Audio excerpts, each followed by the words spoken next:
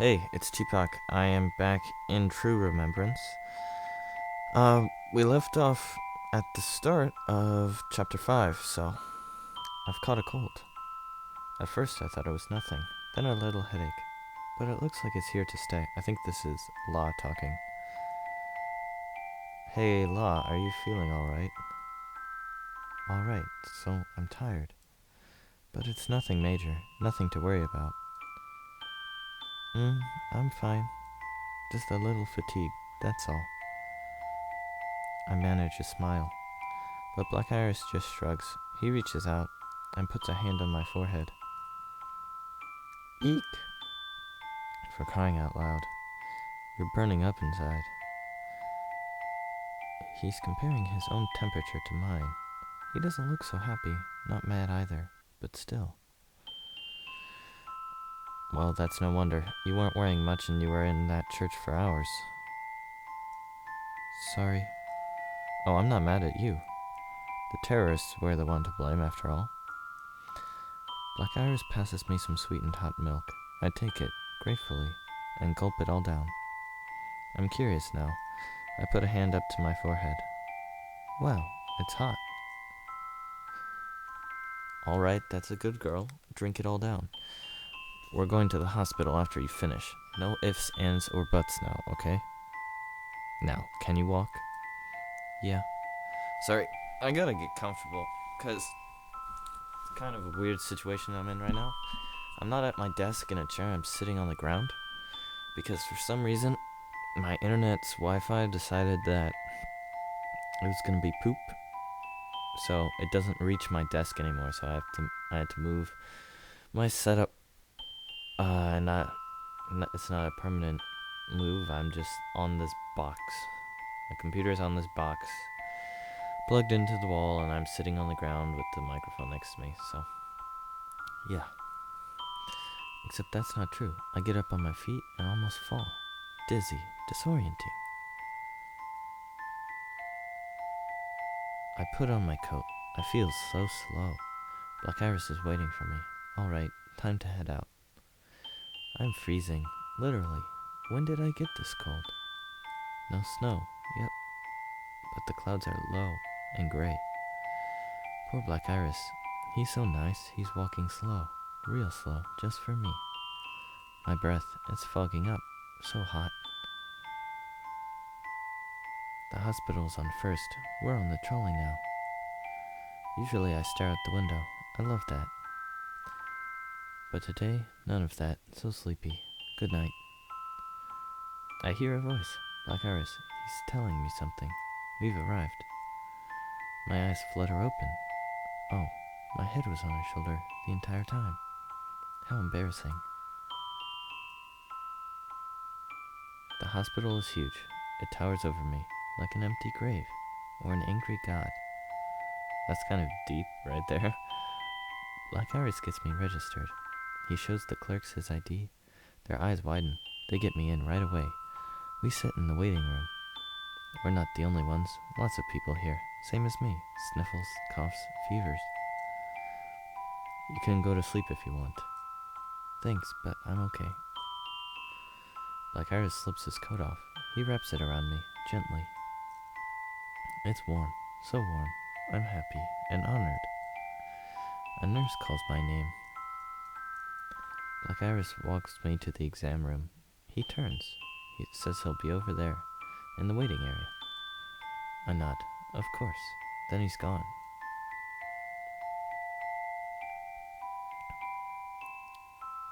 Hello there. What brings you here today? This doctor, he sounds nice. So I tell him, I've caught a cold.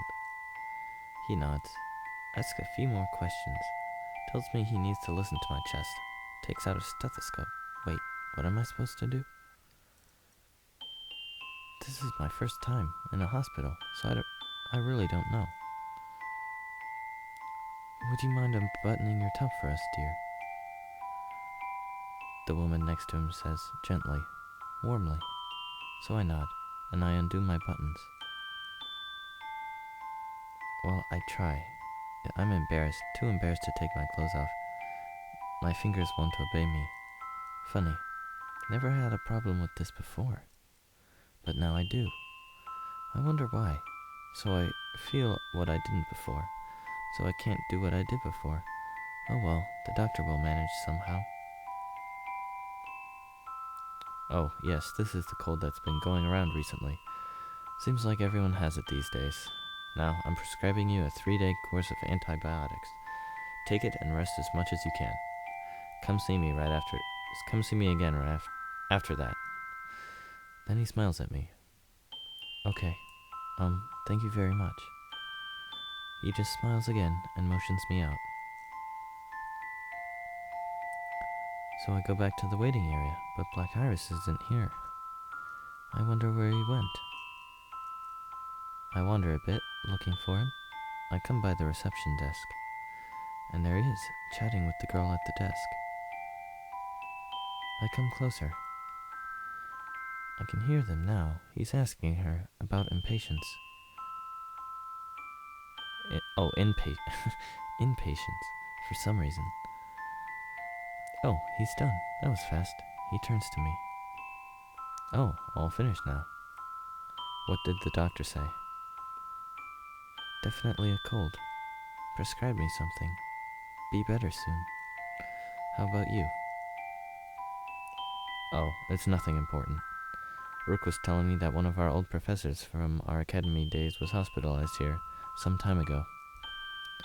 I get it, so he wanted to know whether his teacher was still here. Oh, but that is important. Did you go see him? Oh, no intention to. So strange. That look on his face, something's wrong. Then let's go right now. But you're not I'm fine. Feeling much better already, I swear. Besides, kill 2 birds with 1 stone. You're already here, why not? Come on. If I were your teacher, I'd be really happy if you came to visit. Blackiris looks at me for a moment. Just a moment, though. He turns away, stares out into the woods, sighs, and nods. I guess you're right. No time like the present.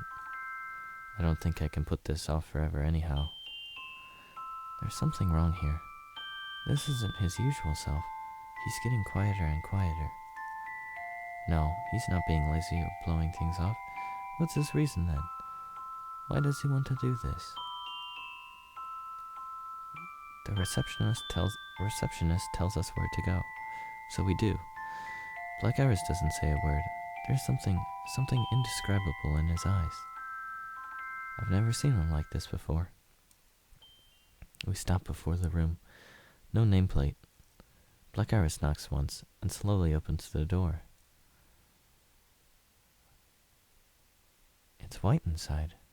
Spare. Clean. Too clean. A burst of color on the windowsill, flowers, but that's all. Oh no. Silly me, I forgot to bring a gift. Too late now. The window's open a bit. There's a breeze, not strong, but the vase is wobbling, dangerous. The walls are pale. The sheets are pale. The light is pale. The palest thing of all is the little old lady in bed. Doesn't even seem to know we're here. Keeps staring out the window. Then finally turns to us and smiles slightly. My, what do we have here? Visitors? A good day to you. I'm glad you came. A calm voice, a gentle voice, a voice immersed in eternal sleep. She nods, beckons us closer. Oh, please come in. Come closer. I have some sweets. Would you like some? I have no idea what to do, but Blackiris, he's already in motion, so I follow him. We reach the bedside. The lady looks up at him and smiles again. My, so handsome and so young. I'm sorry that you have to see me in this state. Now, dearie, you must tell me, what is your name?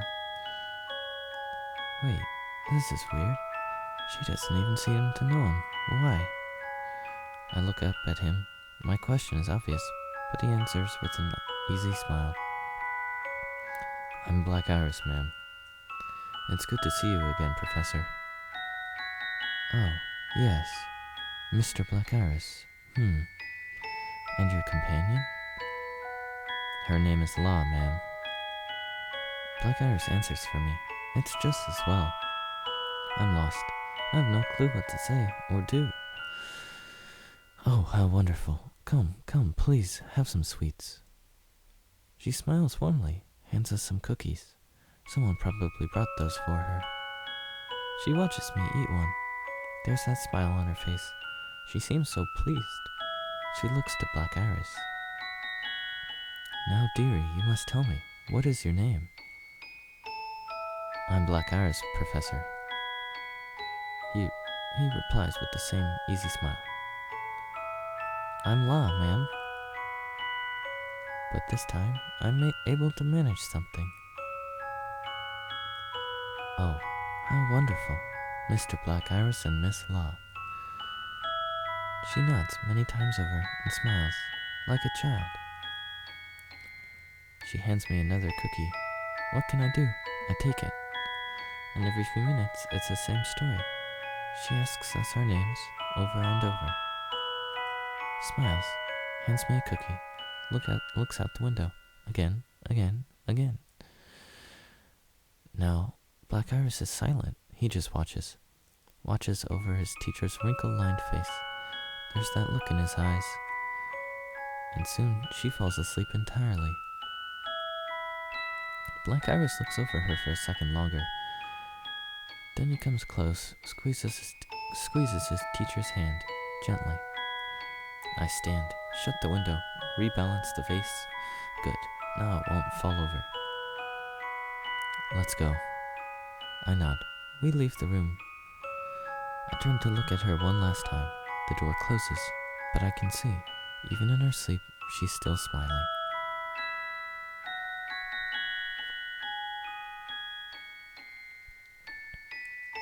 Our professor was already on the verge of retirement when she taught our class. Blackiris says, slowly, as we make our way back to the trolley station. He's walking slowly, for me, but it's still hard to keep up. I can do it, though.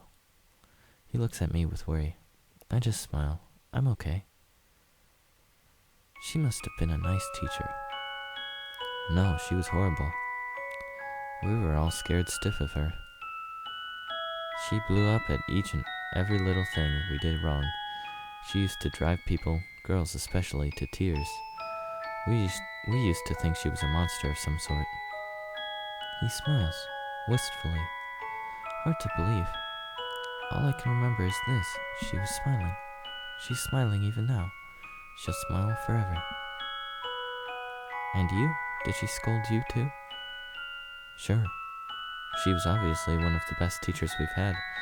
But when she got angry, it was like a volcano erupting. But in the end, I don't think she ever yelled at us for something we didn't deserve. A good person, then. You could say that. There's something in his eyes again. He's agreeing with me, but he's not really. She really cared a lot about her students. Still, I never liked her much. Why? He looks around, as if the answer will materialize in plain sight. Somehow, he turns to me. He smiles, with difficulty. I wonder. I think it may be because she cared so much about us. And since I don't care, I don't get it. He does care so much. I've lived with him every day. I know. He cares more than anyone. But he hides it with vague words and clumsy actions, so no one knows. Maybe that's it. Maybe this professor, maybe she saw right through him. Maybe that's why I'm crying right now. I thought I'd promised myself no more tears, but what's a promise? Only something meant to be broken. La, there's nothing sad about this. This is what she's chosen for herself. This is her way of saying farewell. It's like she used to say to us, you need to say goodbye with a smile. I suppose. He's back to normal, or so he wants me to believe, but there's still something in his eyes. something worth crying for. I'm glad we got a chance to go see her today. I can't meet his eyes anymore. He's being so nice, so I just nod. I blink and blink and blink. The tears won't stop. Funny, we'll all end up that way in the end. We'll forget everything. So why bother? Why do people try to rush it along? Oh, right. I'm one of those people. He looks at me for a moment. Obviously he's thinking. Doesn't look like he expected this. It takes a long time. It seems like forever. But finally... This isn't a very good answer, but everyone's a little different. Some say you have to forget or you won't survive. Others say the opposite, that you have to remember. I don't think there's one absolute right or wrong for anyone. Each one of us makes a choice somewhere and somehow. And once that choice is made, then we remember. Or we forget. It all depends. I repeat his words over and over to myself inside. I don't ever want to forget them. I'm getting sleepy. We're back on the trolley now. Time to sleep. But I know I can't escape it. Someday the day will come.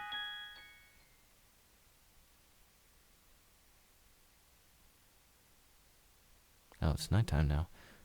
Wait. This is my bed. At home. When did we get here? The room's dark. I can't see a thing. What happened to me? Well, I can tell one thing. I'm still fully dressed, just like I was when we went to the hospital. Now, I remember getting on the trolley, and then what? How'd I end up here? It's a blank. I turn on the light. There's a little meal on the desk, along with some pills. No appetite, but I have to take the medicine, so I nibble on the bread. I swallow the pill and wash it down with water. I open the curtains a bit. It's dark out. The world is still. The trees are shadowed in the wan street lamps. I'm awake, and the earth is asleep. It's been a long time. I pick up the tray, leave my room, head downstairs. Still feel weak, stumble a few times, but I don't fall, thank goodness. I make it to the kitchen, start washing dishes, but then I start feeling really weak. I have to sit down. This will pass soon, I hope. So I sit. Put my head down on the table, wait, and then suddenly I feel someone touching my hair, gently. Feels nice, comforting, so I stay still for a while. But I can't stay like this. I open my eyes, lift my head up off the table. Sure enough, it's Blackiris. He looks worried. I knew it was him, to begin with, but I'm still so embarrassed. Don't push yourself now. It would have been fine. I would have cleaned up after you. He sighs, pulls my chair out a little bit. I make little movements, but I know not to try and get up. That wouldn't work. When you've got a cold like this, the first thing you ought to be doing is resting as much as you can. But you never do. That's why you got this bed in the first place. So come on, I'm putting you back to bed. Can you stand? Yeah. I put my hands on the table to steady myself. I try to stand, but I can't. I have no strength. So weird. It's as if I'm not in my own body anymore. Everything's so distant. Blackiris looks on for a second, then he comes behind me, scoops me up in his arms, starts carrying me up the stairs. Eek! But he ignores my feeble protest. He just keeps walking up. Wait a minute. When we got off the trolley, did you carry me all the way home? Sure, on my back though, not like this. You were fast asleep and it wasn't any problem. I'm so embarrassed. So embarrassed I can't even speak for a second. You should have woken me up. And even if I did, you wouldn't have been able to walk anyhow. Don't worry about it. You're so light anyhow. Almost too light if you ask me. That's not the point. Nobody carries me on his back. Nobody. Not even Pops did. Just the thought of it makes me dizzy. Can't see straight anymore. What a day. He puts me down in bed. Makes sure the blankets are thick and warm enough. Tucks me in tight. He's about to turn off the lights, but I stop him. I'd like that on, please. I hate the dark, especially when I'm feeling this way. Are you scared? No way. Oh wow, that was quite a shout, I can tell. Blackiris is looking at me with that smile. He thinks this is funny. I always fall for that. Okay then, I'll leave the lights on, but aren't you going to sleep? Not yet. Still wide awake, actually. I just got up after all. Sure, I'm feeling weak, tired, sick, but not sleepy. He thinks about it for a moment, then he brings a chair next to the bed, sits down. He'll be watching over me. That's sweet. This brings back memories. Pops used to do this for me every time I couldn't sleep. Used to tell me stories. Well, I guess we'll continue having La be sick, I guess. Yeah. Thanks for watching.